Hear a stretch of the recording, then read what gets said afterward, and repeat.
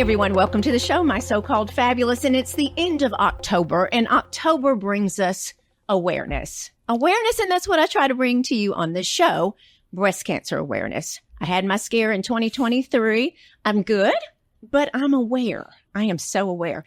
So I wanted to finish this month out with bringing on an inspiration, a fabulous woman, a friend, an influencer, a wife, a grandmother, all of the things, a mama, Cathy Williamson from Dallas, Texas. And she is the Middle Page blog over there. And I met you several years ago and I've loved you ever since. I've loved you too. Oh, thank you so much for having me. You are so welcome. And Cathy, I have shared with you my journey and I have known about yours, and you and I have talked about it for years and years and years. Yes. And, you know, we were talking about it earlier.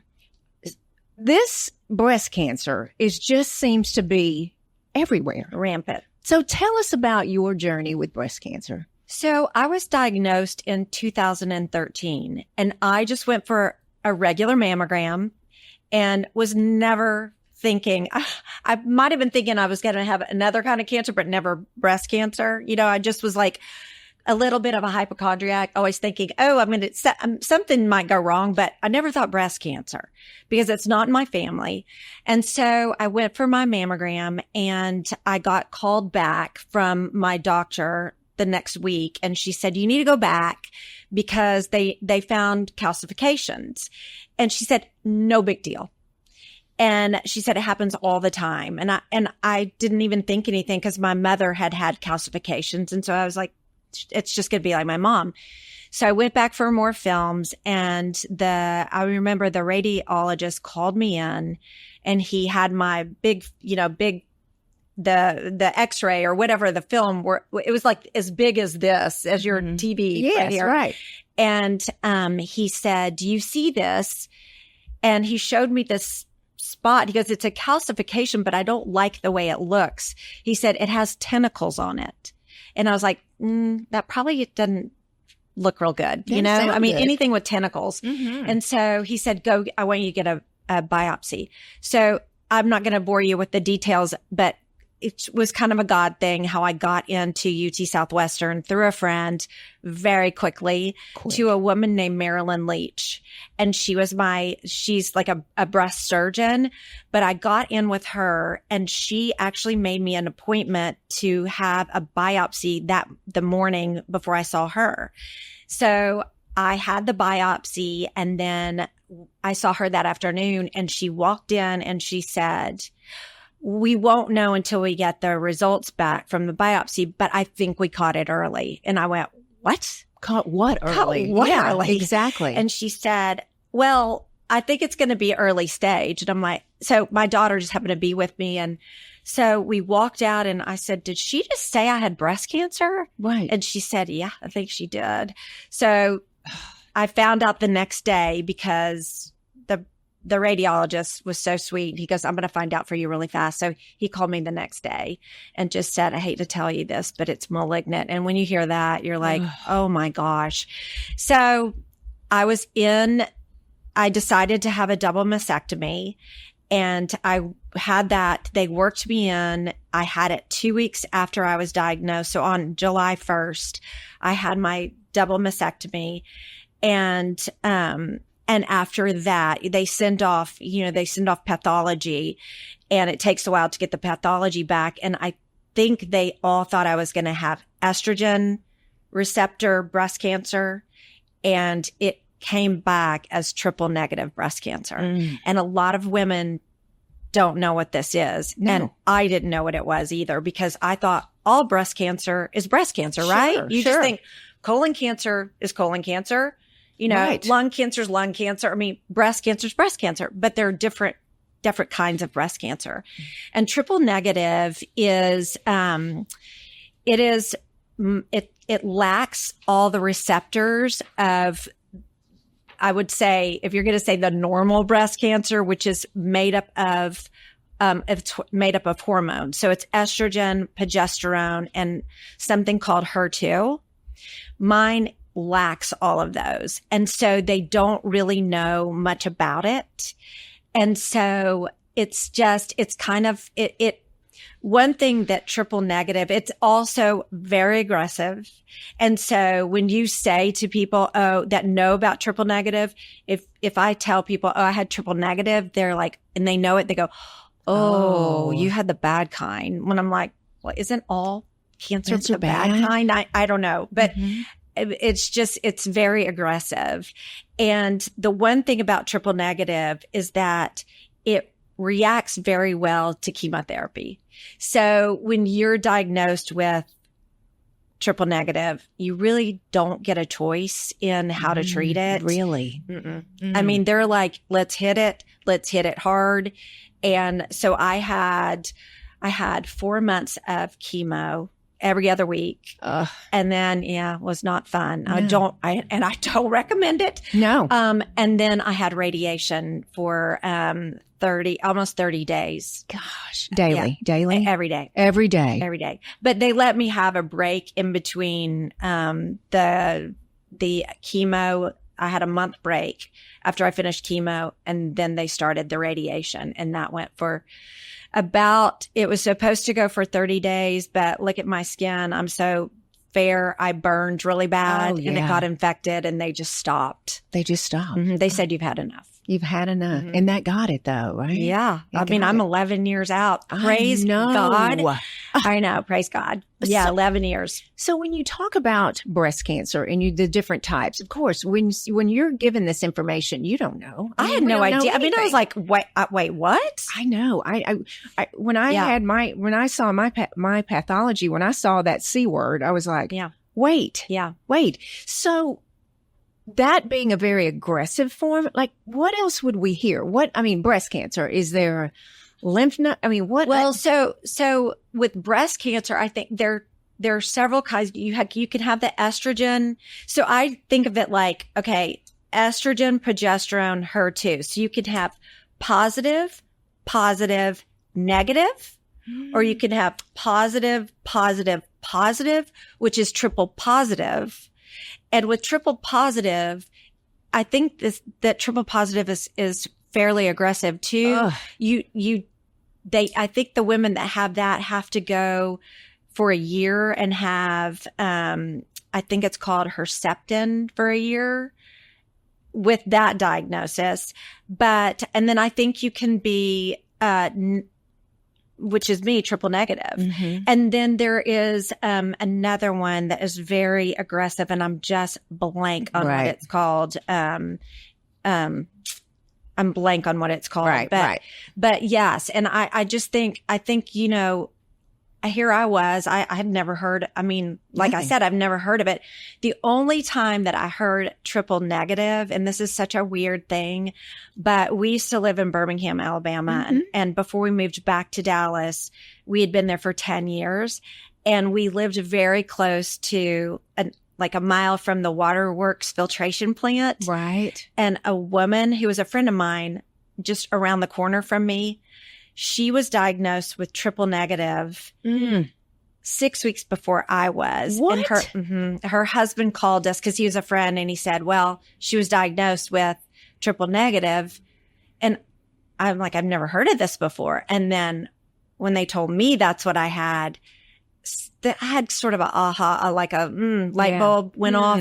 Yeah. And I'm like, this is, I just think triple negative, because they don't know, it doesn't have anything to do with hormones. In my heart of hearts, I think it's environmental. Do you? That was my question. I do. I do. It's not in my family. I don't smoke. I'm not overweight.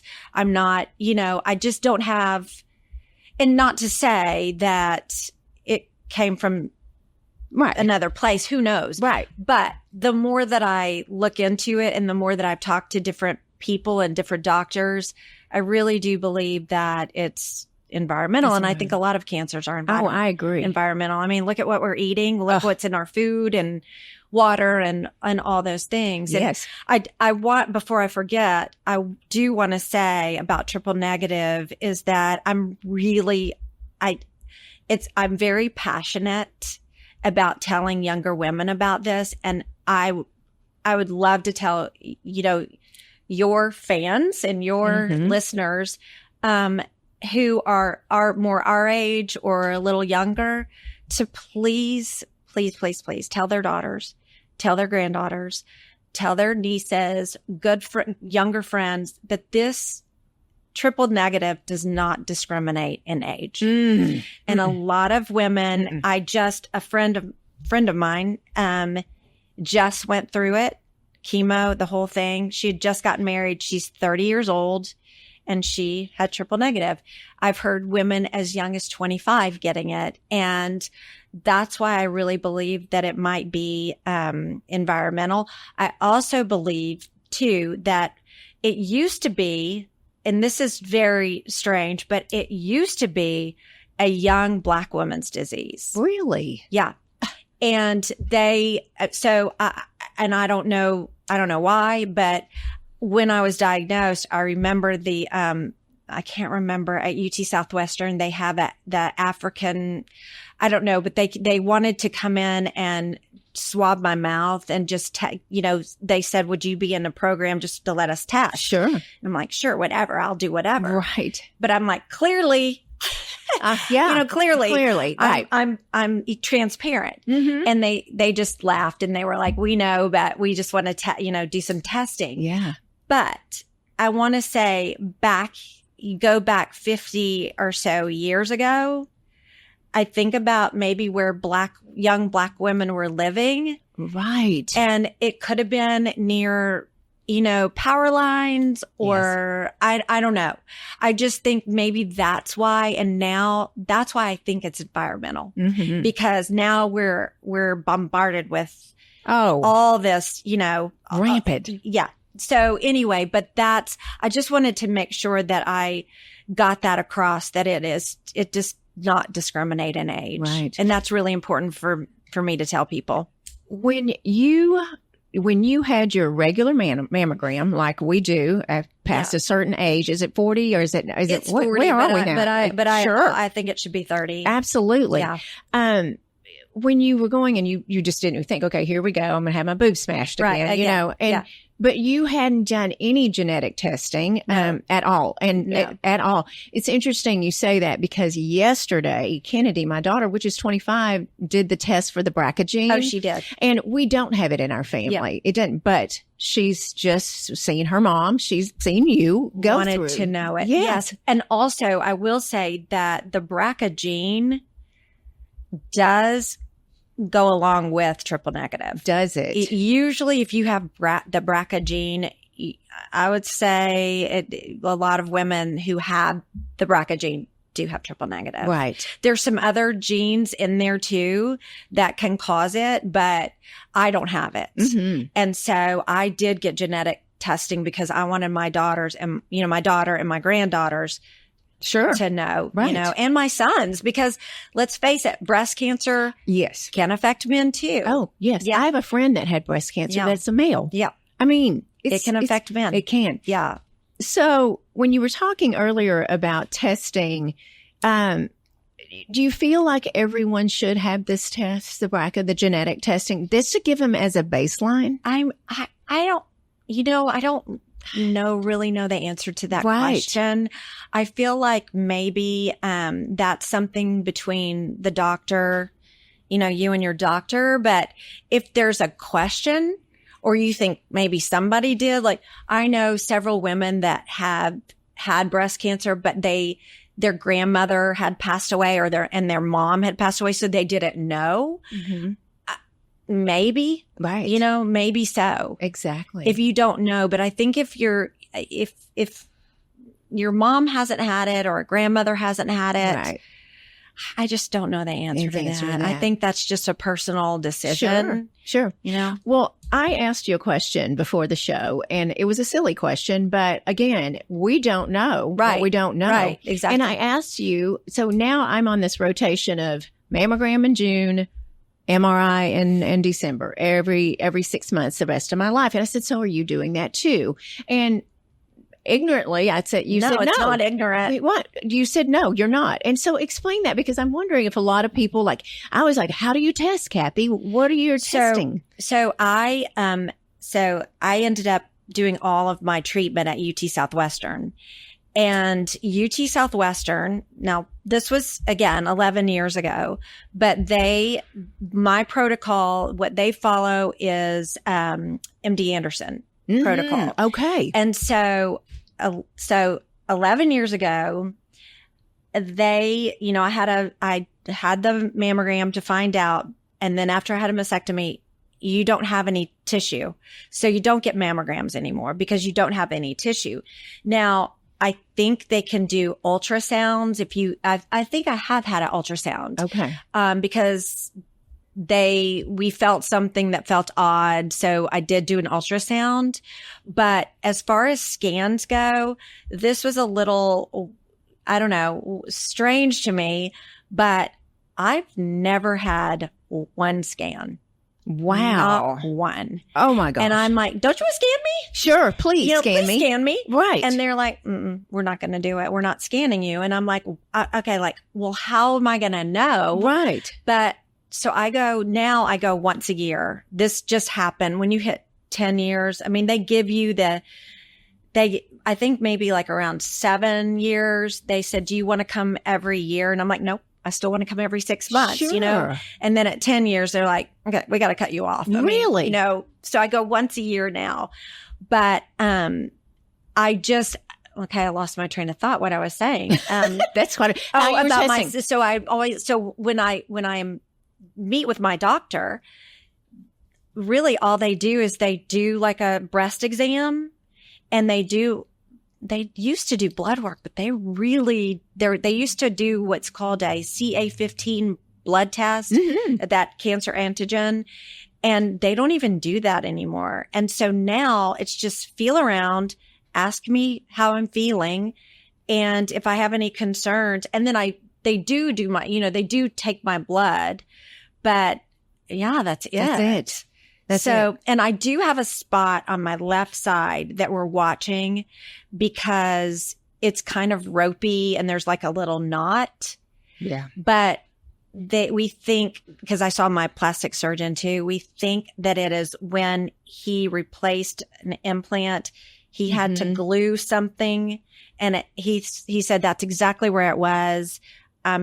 100% sure that's what it is. So I'm trusting him, and I'm not worried about it because it hadn't changed at all.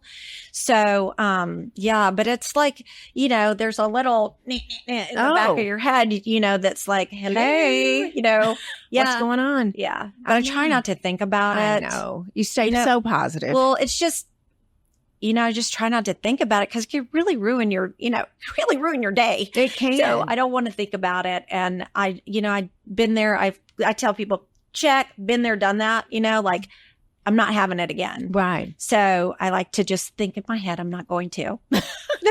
Okay. Tell everyone what they should know. Mammograms are critical. Oh, so critical. Like critical, but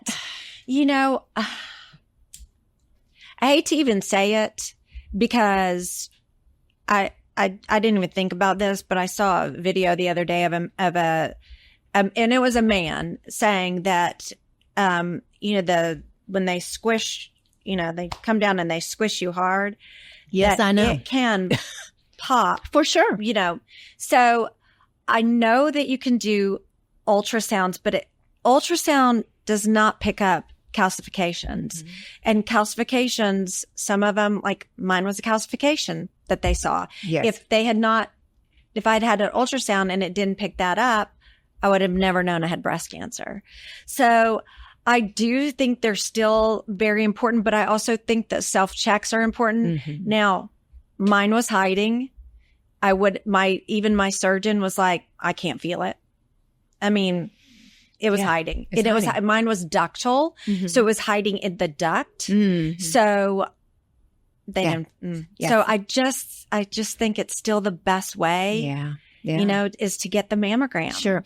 And people ask me too, because 2 months before my explant surgery in November, I had a mammogram, and I did it every year. Obviously, went in there. Before my explant, it was hiding in the capsule, and so everybody's like, "If you had a mammogram, how could you not detect it?" Well, they did, but it was hiding. It was hiding behind my implant. So, people do ask, but mammograms that you've got to for detection. You kind of just have to do them. Yeah. Until they come up with something better. Right. And I do know on the forefront, my surgeons talk about the what did you just say? Mammogram, no, wait, what? I'm almost sick. Yeah. Hello. Not tomography, sonogram. Oh, sonogram. Ultrasounds. Yeah, ultrasounds. Like ultrasounds. But they're not, are we not there yet? Like we are not, it's not 100%. I don't think so. Yeah. I don't think it will. I'm with all the studies. Yes, I agree. Yeah. I agree. And eventually, hopefully they'll come up with something different. But for now, I think that's all there is. But my goodness, you were cured. I am.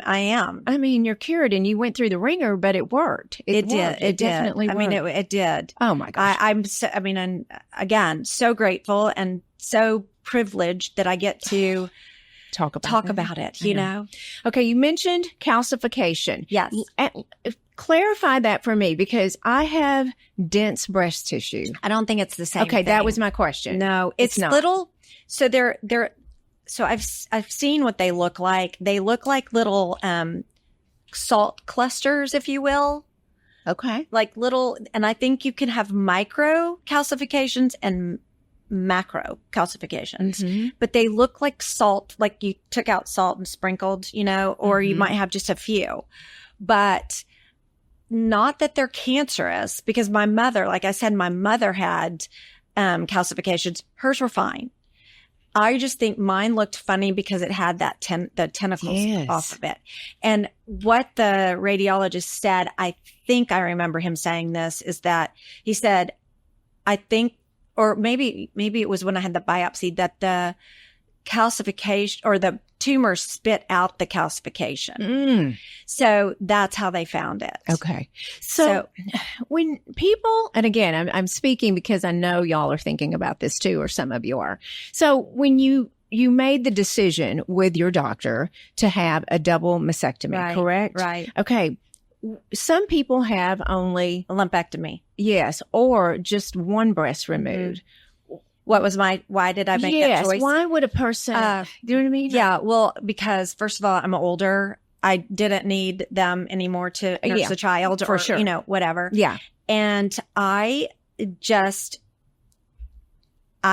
didn't want to have to go back, because I've heard stories of women doing one or a lumpectomy and it coming back on the other side. And that was just my personal choice to do it. And I just figured, why not? And I think that maybe for vanity reasons too, it looks the same. Sure. I don't even think I was thinking that, but now I'm like, okay, well, at least they look the same. Right. But you and I, we've talked about this too. Now I'm like, oh, well, maybe I should take these out. Right. Just because it's an implant. Right. Yeah. So, and I will tell you this, I did have, in 2019, I got a letter from the hospital saying that one of my implants was causing cancer, leukemia. And so I had to go back in and do another surgery, take the implants out and put in safe ones. Right. I mean, if you can't even say for sure, whatever. Right. And so, so now I have had the ones I have now since 2019, but it kind of made me question. I have gone back to my surgeon, my plastic surgeon, and we've talked about it. And I said, what if I took them out? And he just said, it's not going to look good. Right. And I will say, I'm sorry. I hate this word, nipple, but I'm sorry. I hate this word. I hate it. I have several words. Adorable. I have several words that I just cannot say, and that's one of them. But in my surgery, they did save my nipples. Yeah. And so, so I'm like, well, if I went back and took these out, we were laughing about this earlier, that I just have like just nipples hanging nipples. I mean, that would be it. Yeah. And I don't have enough skin Right. to do a fat transfer. Right. And so and my husband teases, he's like, well, can they take it from me? Because, I'll give you plenty of skin.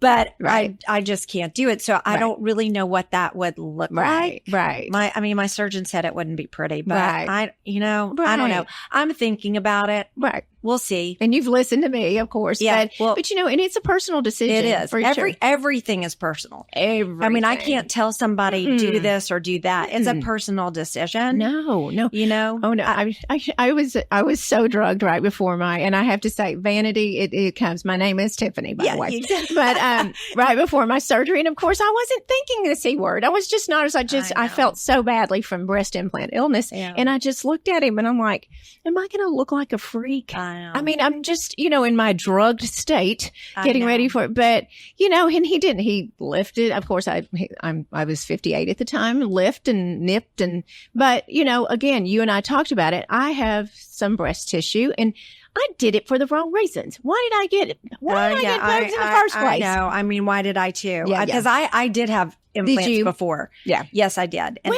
we're the similar ages. I mean, I think we after you have children. Oh, hello. Yeah. I think that's why a lot of women do it. Yes. So it's just, everything's a personal choice, For sure. Yeah. Okay. So I'm glad to hear the calcification is not the same because. No, it's not. And I did not have dense breast. No. I mean, because I have heard I had dense breasts since I was so much younger. No, I didn't have that. But you didn't have dense breasts. No, I did not. Okay. Well, no, I did not. Well, and again, with the personal decision, and we are in control of our bodies. We are. We are. So it just does make a difference. Okay. Back to the environmental. How have you changed your life since you had your diagnosis? Because when I went through this, I'm like, oh my gosh, I have toxic mold poisoning. I have parasites. I have heavy metals. I came back from surgery in Austin and was just like, I have to change everything in my life. I have to clean up everything. I have to do this. I was in panic mode. I know. And I actually had a woman that is her specialty said, calm down. Just calm down. So that's kind of how I am too. At first I was trying to eat very clean, and I still do eat clean. I don't eat a lot of like intentional desserts or, I just don't eat a lot of that kind of thing. Right. I've tried to switch to, like clean detergents, all that kind of stuff, but you just can't. I mean, I know it's too hard. It's hard. And, my one thing, I mean, like, they say, oh, alcohol raises your risk. What is it? 30% for breast cancer, whatever. I love red wine.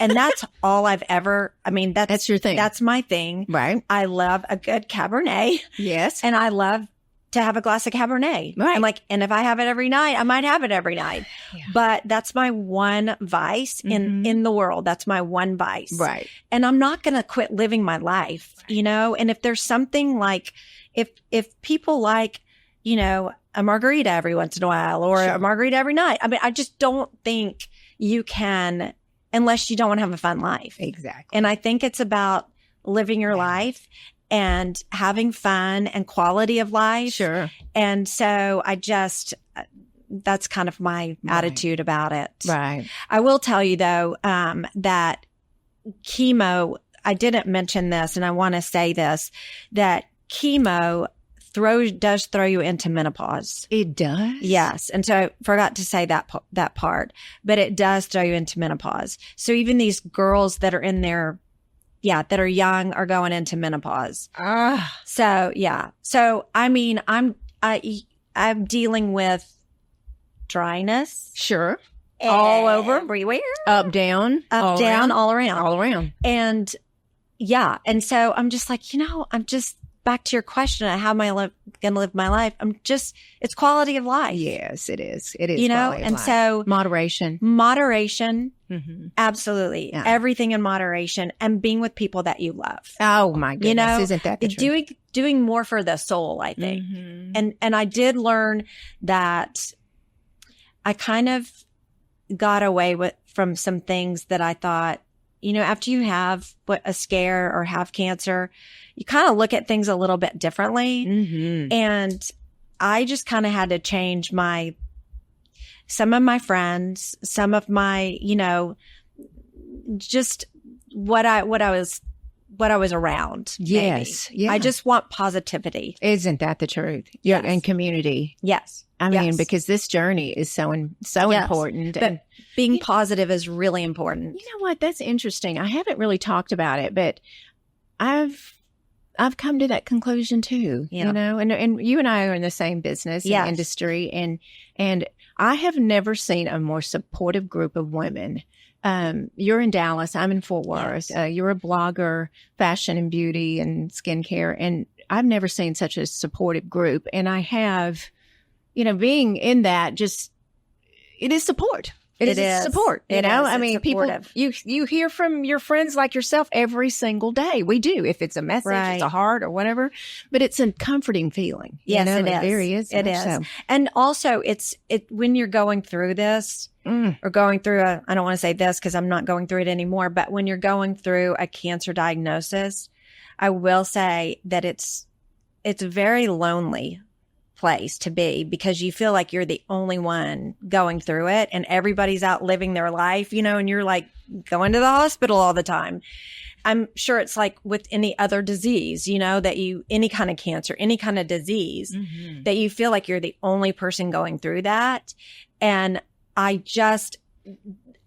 when I said I feel like I'm privileged, I tell people that reach out to me all the time. I mean, I've had people on Instagram reach out to me and say, I just was diagnosed. I'm like, call me. Yes. Here's my number. And you mean it. And I mean it. I'm going to walk you through it Mhm. because it's a scary place to be. And it's like you don't have anybody to talk to. No. There are little tips and tricks that you can do Sure. for, like surgery and chemo. And if you don't know, you don't know. So, You certainly don't. it's nice to talk to somebody that's been there. Been there for Yeah. sure. Yes. When I was Because going through people that. can say, Yeah. I'm so sorry. That's I know right. how you feel, whatever. No, you don't. No. And Yeah, it's like when I lost my hair, people were like, "Oh, it'll grow back," and I'm like, I don't care. "I don't wanna you hear don't that. understand, Yeah. I This didn't is me. choose this, Yeah. So Ugh. it's a weird spot. Right. And angry, right? I mean, did you get No. angry? No, you didn't. No, Okay. I didn't get angry. Okay. You What know. was my your reaction? Yes. Was, I mean, why not me? Yeah. Yeah. I mean, I never said why me. wow. Why am I mean, really and truly, why not me? Right. Yeah. I don't think that I'm above, you know what I mean? Wow. That's amazing. So I just didn't. Yeah. I really didn't. That's so I great. don't know why I didn't, but I did. And you don't know how you're going to act. Somebody may. No. And that's okay. That's okay. It is. That's okay. I know. It's okay. Kathy, you, right before your diagnosis, you and your daughter-in-law, if I'm not mistaken, were starting a rainwear. We were. And you started your blog, Middle Page Blog. And you are fabulous. You just, You're if so you haven't sweet. followed her, follow along on her. We're going to have all this in the show notes, but she is amazing. She You're is so sweet. You are beautiful. You're you so are a mentor. You are, my husband says I'm not kind all the time. Well, I think you're kind. I'm just telling. I think he's wrong, Greg. I think you're wrong, Greg. But follow because you're still blogging. You're still out there. I'm still out there. I mean, it's like, somebody's got to do it for We us sure old do. girls. We sure you do. know, Somebody's got gotta to do it. We are doing No, it. there are a million women that are our age now that are doing it, which is so great. Sure, great. There's so many great blogs and Instagram pages to follow. There's something for everybody. So it's a great time to be doing it. It is. And I'm sure that did help you too. It through did. This. Well, I started my blog 2 months before I was diagnosed and I was just learning how to blog. And so it just kind of went from fashion to all of a sudden, okay, well, now I have cancer. Let's talk about cancer. Let's switch gears Yeah, here. let's switch gears. But it was good. It was really good. And it was cathartic and it gave me something to work on, and not just dwell on what was going on. Exactly. Yeah. I just went to that midlife conference in Savannah and met the most fabulous women. That's so fun. They're all around my age and your age, and so supportive. And it's interesting to hear in the group of women, it was something, not all of us, but it was something that pushed us to do that. It was an outlet, a creative outlet to do the blog or to do content creator, now we're calling it. But I'm so glad you had that. Oh, I mean, me too. I don't know what I would have done. I would have just probably spent a lot of money shopping because I was home a lot. Exactly.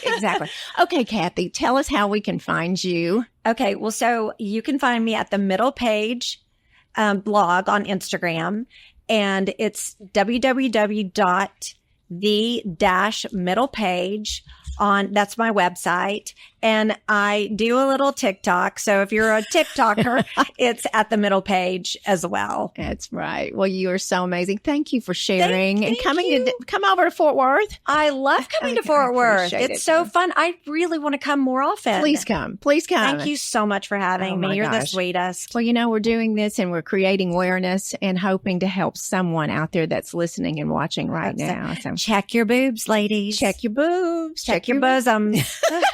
Well, thank you so much. Thank you. Everyone, thank you so much for following along, listening and watching. We're on YouTube now. We got that channel and you can see everything that we were talking about and not everything. Oh, yeah, not everything. Not everything. But thank you so much, everyone. And you know what I say every single Tuesday, keep being fabulous.